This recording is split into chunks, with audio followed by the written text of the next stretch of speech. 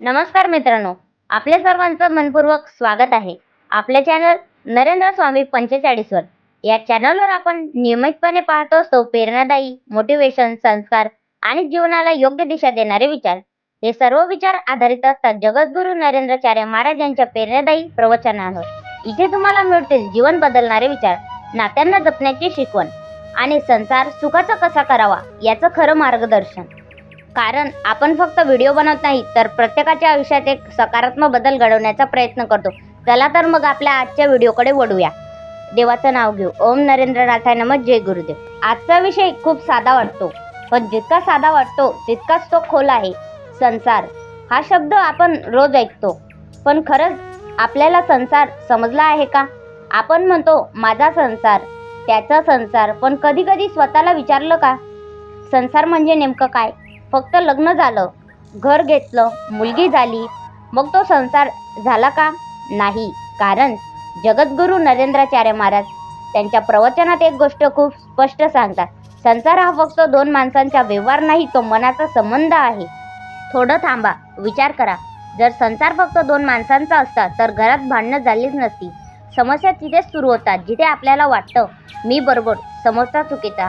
आज प्रत्येक घरात एकच समस्या आहे. कोणीही चुकीचा नाही, पण कोणीही झुकायला तयार नाही. म्हणून जगद्गुरू नरेंद्राचार्य महाराज सांगतात, जिथे अहंकार येतो तिथे संसार टिकत नाही. आज मी तुम्हाला गोष्टी सांगणार आहे, कथा सांगणार, पण त्या कथा फक्त कथा नाही, त्या वास्तव आहेत. तुमच्या आमच्या आयुष्यात प्रतिबिंब आहे. कथा 1. नवरा बायकोचा संसार. एका शहरात समीर आणि प्रिया राहत होते. लग्नाच्या सुरुवातीला सगळं खूप सुंदर होतं. फोनावर तासनतास बोलणं, एकमेकांशिवाय काहीच दिसत नव्हतं. पण जसा जसा काळ गेला तसंच प्रेम कमी झालं नाही, समज कमी झाली.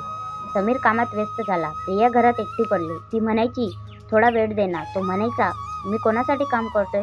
दोघेही बरोबर होते, पण नातं चुकत होतं. एक दिवस प्रिया रडत म्हणाली, मला या घरात आता आनंद नाही, आणि ती निघून गेली. घर रिकामं झालं. समीर पहिल्यांदाच शांत बसला. त्याच दिवशी त्याने एक प्रवचन ऐकलं. तिथे जगद्गुरू नरेंद्राचार्य महाराज सांगत होते, संसार जिंकणारा माणूस मोठा नसतो, नातं टिकवणारा माणूस मोठा असतो. समीरच्या डोळ्यात पाणी आलं. दुसऱ्या दिवशी तो प्रियाकडे गेला. तो म्हणाला, माफ कर, मी तुला समजून घेतलं नाही. प्रिया म्हणाली, मीही फक्त स्वतःचाच विचार करत राहील. त्या दिवशी कोण जिंकलं कोण हरलं हे महत्त्वाचं नव्हतं, संसार जिंकला. कथा 2. आई वडील आणि मुलगा. संसार फक्त नवरा बायकोचा नसतो. एका घरात राहुल नावाचा मुलगा होता. त्याला वाटायचं माझे आई वडील मला समजत नाही. तो चिडायचा, दूर जायचा.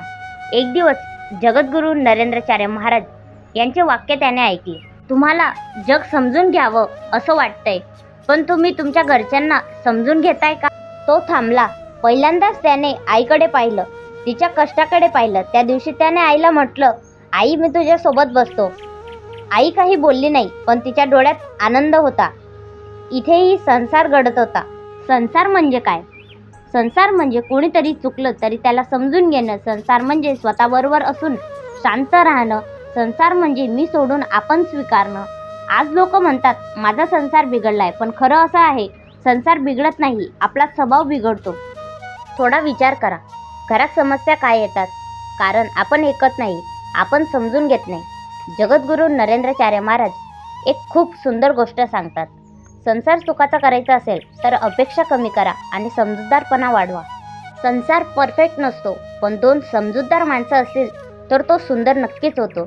संसार देव देत नाही, तो आपण आपल्या स्वभावाने घडवतो. मित्रांनो, आज आपण संसाराबद्दल खूप काही ऐकलं, पण खरं बदल तेव्हाच होईल जेव्हा आपण हे आपल्या आयुष्यात उतरवू. जर या व्हिडिओमधील एखादी गोष्ट, एखादं वाक्य तुमच्या मनाला भिडलं असेल तर फक्त ऐकून थांबवू नका. आजच ठरवा, मी बदलणार, मी माझा संसार सुंदर करणार. आणि एक छोटीशी विनंती, जर तुम्हाला वाटत असेल की हा व्हिडिओ कोणाच्या तरी आयुष्यात बदल घडवू शकतो तर नक्की शेअर करा. कदाचित तुमच्या एका शेअरमुळे एखाद्याचं तुटलेलं नातं जुळेल, एखाद्या घरात पुन्हा आनंद येईल. आणि अशाच प्रकारचे जीवनाला दिशा देणारे विचार जगद्गुरू नरेंद्राचार्य महाराज यांच्या प्रवचनातून प्रेरित नियमित पाहण्यासाठी चॅनलला सबस्क्राईब करा, व्हिडिओला लाईक करा आणि बेल आयकॉनला क्लिक करा. कारण ज्ञान ऐकल्याने नाही, ते आचरणात आल्याने जीवन बदलतं. तुमचा संसार तुमच्या हातात आहे. तो तुटूही शकतो आणि सुंदरही होऊ शकतो. जय गुरुदेव. ओम नरेंद्र नाथाय नमः.